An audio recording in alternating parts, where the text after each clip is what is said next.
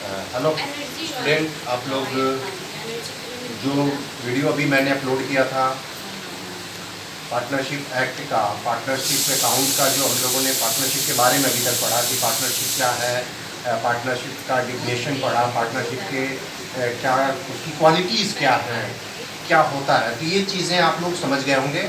और partnership account पढ़ने के लिए जो सबसे महत्वपूर्ण चीज़ है, हम अब पढ़ेंगे साझेदारी संलेख, जिसको हम बोलते हैं पार्टनरशिप एग्रीमेंट।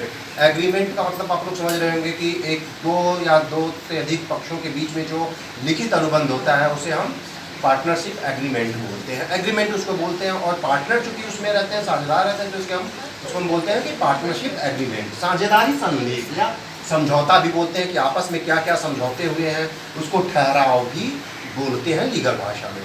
साझेदारी संलेख क्या है? साझेदारी संलेख एक ऐसा प्रपत्र है जिसमें साझेदारों के बीच जो भी व्यापार को करने के लिए जो भी शर्तें तय होती हैं, जो भी संविदा तैयार किया जाता है, वो लिखित एक प्रारूप है। ये लिखित भी हो सकता है, मौखिक भी हो सकता है। लिखित होना इसलिए ज़रूरी है क्योंकि अगर साझेदारों के बीच में मतभेद होता है तो लिखित होने पर कोर्ट में, न्यायालय में उसे हम प्रस्तुत कर सकते हैं कि ये साहब, ये हमारा एग्रीमेंट इस तरह का हुआ था।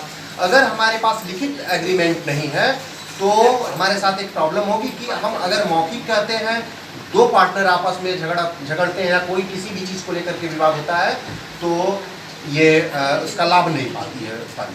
और भी बहुत सारे लाभ नहीं मिलते हैं, जैसे आयकर के लिए कुछ छूट जो मिलती है वो इसकी वजह से नहीं मिलती है।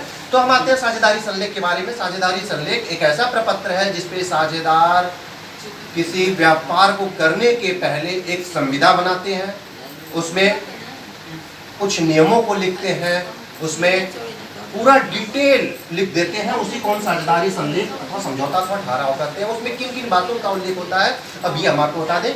उसमें सबसे पहले लिखा होता है फर्म का नाम। क्या होता है? सबसे पहले होता है उसमें फर्म का नाम, साझेदारों के नाम, पते और व्यापार का स्वरूप व उसका निर्धारित स्थान। आप समझ गए होंगे क्या क्या मैंने बोला। साझेदारों के नाम, साझेदारों के नाम, साझेदार का नाम, ठीक है, साझेदारों का नाम, उसके बाद क्या है, फर्म का नाम, उसके बाद क्या होगा, पता, उसके बाद स्थान। स्थान से तात्पर्य है कि फर्म जो बनी है वो किस स्थान पर है, उसको भी लिखा जाएगा कि फर्म फला नाम से रजिस्टर्ड है और ये फर्म इस स्थान पर इसका ऑफिस होगा, इसका कार्यक्षेत्र ये होगा, उसमें कौन कौन से साझेदार हैं उनका नाम रहेगा, फिर उनके बाद साझेदार कहाँ कहाँ के रहने वाले हैं उनका पूरा पता उस पर लिखा रहेगा। ये होता है। उसके बाद है व्यापार आरंभ करने की तिथि और उसकी अवधि। जो व्यापार होता है, व्यापार आरंभ करने की तिथि और अवधि, क्या बोले हैं, अवधि। अवधि का मतलब टाइम।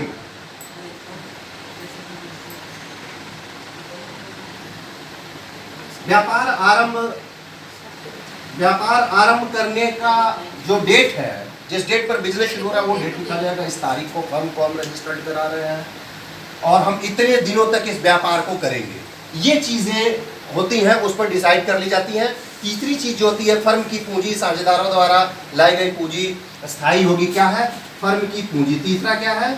फर्म की पूंजी, साझेदारों की पूंजी ये स्थायी रहेगी, स्थायी या परिवर्तनशील। इसको हम अभी बता दे रहे हैं, परिवर्तनशील। ये क्या होता है, देखो ये होता है कि फर्म कितनी पूंजी लगा करके रजिस्टर्ड होगी, फर्म कितनी पूंजी लगा करके रजिस्टर्ड की जाएगी। दूसरी चीज की जो साझेदार होंगे वो कितना कितना पूंजी लगा रहे हैं उसको भी उस पर लिखा जाता है कि साझेदार ABC अगर है, मान लीजिए 3 साझेदार हैं तो मिस्टर ए लगा रहे हैं 20,000, मिस्टर बी 15,000 भी लगा सकते हैं, मिस्टर सी 40,000 लगा सकते हैं, या 15,000, या बराबर इक्वल भी लगा सकते हैं। तो उनकी पूंजी। दूसरी चीज़, जब हम अकाउंट बनाते हैं तो दो तरीके से पार्टनरशिप अकाउंट में पूंजी खाते खोले जाते हैं। एक खाता खोला जाता है स्थायी पूंजी खाता। स्थायी पूंजी खाता में क्या होता है कि एक बार साझेदार जितनी पूंजी लगाता है वो पूंजी उतना ही उसके पूरे जीवन काल तक बना रहता है, यानी कि जो लाभ होता है वो परिवर्तनशील, यानी कि अलग दूसरे खाते में डाल दिया जाता है। दूसरा जो अकाउंट होता है परिवर्तनशील पूंजी खाते, इसमें क्या करते हैं कि जो लाभ होता है परिवर्तनशील पूंजी खाते में ट्रांसफर करते हैं और उससे उसकी पूंजी बढ़ती जाती है। तो ये तय कर लिया जाता है कि किसके अकॉर्डिंग हम अपना अकाउंट बनाएंगे। उसके बाद होता है यदि पूंजी पर ब्याज दिया जाएगा, पूंजी पर ब्याज दिया जाएगा कि नहीं, क्या है, पूंजी पर ब्याज, ठीक है। अब ये तय कर लिया जाता है कि अगर पार्टनर जितने साझेदार हैं उन्होंने इस फर्म में व्यापार में पूंजी लगाया है तो उनको पैसा चूंकि बिजनेस में डाल दिया तो उनको कुछ ब्याज दिया जाएगा कि नहीं दिया जाएगा। ब्याज दिया जाएगा तो उसकी दर क्या होगी, उसका रेट क्या होगा, किस रेट पर ब्याज दिया जाएगा। और अगर क्या नाम है, ऋण अगर दे रहा है तो अगर कोई साझेदार फर्म को ऋण दे रहा है, अलग से पैसा दे रहा है, तो उस पर ब्याज दिया जाएगा कि दर की क्या होगी। उसके बाद निकाली गई राशि पर ब्याज क्या होगी। आहरण आप लोग पढ़े होंगे, पिछले फर्स्ट ईयर में ही आप लोगों ने आहरण पढ़ा है, ड्राइंग अकाउंट आप लोग बनाया है। आहरण क्या होता है कि जब कोई बिजनेसमैन व्यापार से अपने निजी प्रयोग के लिए पूंजी निकालता है तो उसे हम आहरण बोलते हैं। तो होता क्या है कि पार्टनरशिप में भी बहुत सारे पार्टनर को पैसों की जरूरत पड़ती है, तो वो बिजनेस से ही पैसा निकालते हैं अपना काम करने के लिए, उसको हम आहरण बोलते हैं। तो आहरण क्या होगा, आहरण खाता, इसमें हम आहरण खाता भी बनाते हैं। आहरण खाते मतलब कि आहरण पर हम ब्याज लेंगे कि नहीं लेंगे, ये भी तय कर लिया जाता है। सबसे महत्वपूर्ण चीज जो होती है वो है लाभ और हानि। क्या होता है, लाभ हानि का बंटवारा। क्या होता है, लाभ हानि का बंटवारा। ये सबसे महत्वपूर्ण इसलिए है कि बिजनेस किया जा रहा है लाभ के लिए, उसमें हानि भी हो सकती है। अब लाभ मान लो बहुत ज़्यादा हो गया, कम हो गया, तो 3 पार्टनर हैं, 4 पार्टनर हैं, 2 पार्टनर हैं, तो किसको कितना मिलेगा। भाई 2 तरीके हैं, या तो जो बहुत ज़्यादा पूंजी लगाया वो कुछ ज़्यादा हिस्सा लेगा, जो कम पूंजी लगाया वो कम लेगा। तो ये चीज़ें तय होती हैं। उसके बाद एक चीज़ और है कि ख्याति का मूल्यांकन। ख्याति के बारे में आप लोगों ने पढ़ा होगा। ख्याति, गुडविल जिसको हम बोलते हैं कि गुडविल अकाउंट खोला जाएगा, ख्याति पर ब्याज, ख्याति की गणना किस तरह से की जाएगी। जैसे कि ख्याति के मूल्यांकन की कई सारी विधियां हैं, तो किस विधि को अपनाया जाएगा, ये साझेदारी संलेख में इन बातों का उल्लेख होता है, ये हम अभी बता रहे हैं। उसके बाद है संपत्तियों और दायित्वों का मूल्यांकन कैसे होगा।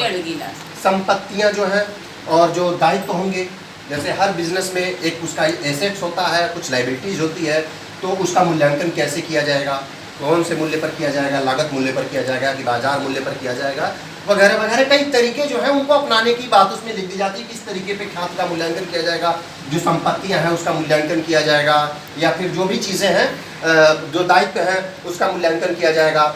उसके बाद एक सबसे बड़ी चीज़ लिखा जाता है कि साझेदारों के आपसी झगड़ों का निपटारा कैसे किया जाएगा। अगर साझेदारों के बीच में मतभेद हो गया है, साझेदारों के बीच में किसी बात को लेकर के झगड़ा उत्पन्न हो गया है, चाहे लाभ को लेकर चाहे हानि को लेकर, तो उसका निपटारा कैसे किया जाएगा उसका भी उल्लेख उसमें रख दिया जाता है। उसके बाद है कि साझेदारों के अधिकार एवं कर्तव्य का स्पष्ट वर्णन कर दिया जाता है। लिख दिया जाता है कि साझेदारों के ये कर्तव्य होंगे और उनके ये अधिकार होंगे।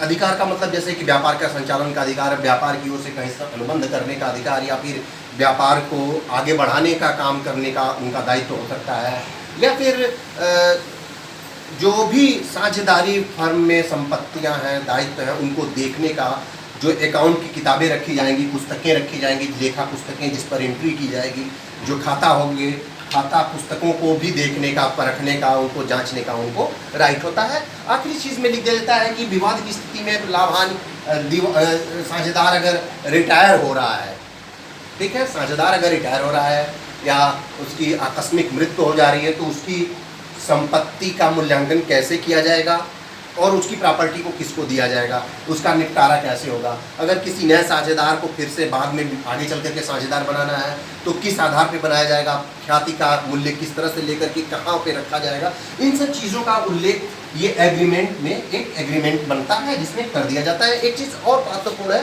कि जो गार्नर बनाम मर्रे, गार्नर वर्सेस मर्रे केस है, ये केस है लंदन का। ये बहुत पुराना केस है, सैकड़ों साल पुराना केस है। ये होता क्या है कि जब कोई साझेदार दिवालिया हो जाता है तो साझेदार के दिवालिया का मतलब इंसॉल्वेंसी, मतलब कि साझेदार फर्म के ऊपर बहुत सारा कर्जा है और कर्जे को चुकाने के लिए साझेदार के पास जो साझेदार ने पूंजी लगाई है वो पर्याप्त नहीं है। उसका घर भी अगर बेचा जा रहा है तो भी, मतलब घर से भी अगर संपत्ति लगाता है तो भी उसकी भरपाई नहीं कर पाता है, तो वो दिवालिया बोलते हैं उसको। तो ऐसी स्थिति में गार्नर बनाम मर्रे केस लागू होगा कि नहीं लागू होगा, इसका भी उल्लेख कर दिया जाता है। ये सारी चीज़ें महत्वपूर्ण हैं। ये है साझेदारी संलेख के लिए कुछ उल्लिखित बातें। अब हम आपको बता दे रहे हैं कि अगर साझेदारी संलेख नहीं बना है, एग्रीमेंट, कोई लिखित एग्रीमेंट नहीं है, तब क्या क्या लागू होगा, वो चीज़ें अब हम आपको बता देते हैं कि अगर कोई एग्रीमेंट नहीं बना है तब कौन कौन सी चीज़ें लागू होंगी। सबसे पहले होगा कि सभी साझेदारों का लाभ और हानि समानानुपात में होगा, यानी कि किसी को कम किसी को अधिक नहीं मिलेगा, सबको बराबर बराबर हिस्सा बांटा जाएगा, लाभ में भी और हानि में भी। दूसरा, साझेदारों को उनकी पूंजी पर कोई ब्याज नहीं दिया जाएगा, यानी कि अगर साझेदार जो पैसा लगाया उस पर कोई ब्याज नहीं दिया जाएगा, और साझेदार अगर कुछ आहरण किया तो उस पर ब्याज लिया भी नहीं जाएगा। ओके, ये चीज़ें बहुत समझने की चीज़ें हैं। ये क्या है ना कि भारतीय साझेदारी अधिनियम 1932 की धारा 12 से धारा 17 तक के जो प्रावधान है वही लागू होंगे। धारा 12 से लेकर के धारा 17 तक क्या क्या प्रावधान है। सभी साझेदारों का लाभ हानि अनुपात समान रहेगा, साझेदारों को उनकी पूंजी पर कोई भी ब्याज नहीं दिया जाएगा और ना ही उनके आहरण पर कोई ब्याज लगाया जाएगा। किसी भी साझेदार को उनके द्वारा फर्म के लिए अतिरिक्त कार्य करने के लिए कोई वेतन, कमीशन या पारिश्रमिक नहीं दिया जाएगा, यानी कि अगर कोई साझेदार काम कर रहा है तो उसके लिए उसको सैलरी नहीं दी जाएगी, अन्ना तो उसको कोई बोनस दिया जाएगा। किसी भी कोई साझेदार पूंजी के अतिरिक्त यदि फर्म में कोई भी पैसा अतिरिक्त, मतलब कुछ लोग पूंजी लगा दिए हैं, एकाएक फर्म को पैसों की जरूरत पड़ी तो कोई साझेदार क्या किया कि मेरे पास पैसे हैं, कुछ एक्स्ट्रा पैसे लगा दे रहा है, तो ऐसी स्थिति में उसको 6%, कितना 6%, 6% वार्षिक दर से उसको ब्याज दिया जाएगा, उस पर वार्षिक रेट से ये दिया जाएगा। प्रत्येक साझेदार को फर्म के व्यापार संचालन में भाग लेने, फर्म की पुस्तकों को देखने, लेखा पुस्तकों को देखने, उसका अंकेक्षण करने, उसकी फोटोकॉपी कराने का अधिकार होगा। और एक और भी महत्वपूर्ण चीज़ है कि यदि कोई साझेदार फर्म व्यवसाय के समान, मतलब कोई भी साझेदार, एक फर्म बन गया, फर्म कोई एक व्यापार कर रहा है, उसी व्यापार को, मतलब उसी टाइप का कोई और व्यापार उस फर्म का कोई साझेदार अलग से अगर अपने व्यक्तिगत रूप से करता है तो उससे अर्जित सारा पैसा फर्म को देना होगा, यानी कि फर्म के पैरेलल वो कोई बिजनेस नहीं कर सकता है। ये साझेदारी अधिनियम 1932 की धारा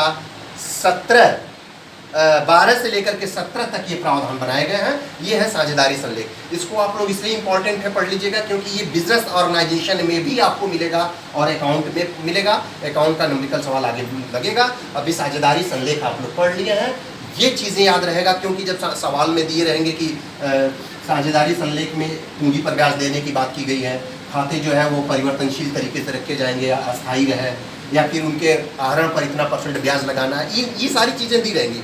अगर नहीं दी गई हैं तो आप तुरंत अपना दिमाग लगाएंगे और किसी को कोई ब्याज नहीं देंगे। ठीक है, ये सारी चीज़ें आगे सवाल में आप समझेंगे। आज के लिए बस इतना है। आगे आप लोगों को जो भी सवाल, जो भी चीज़ें पूछनी है कमेंट बॉक्स में लिख करके उससे पूछेगा, उसका समाधान किया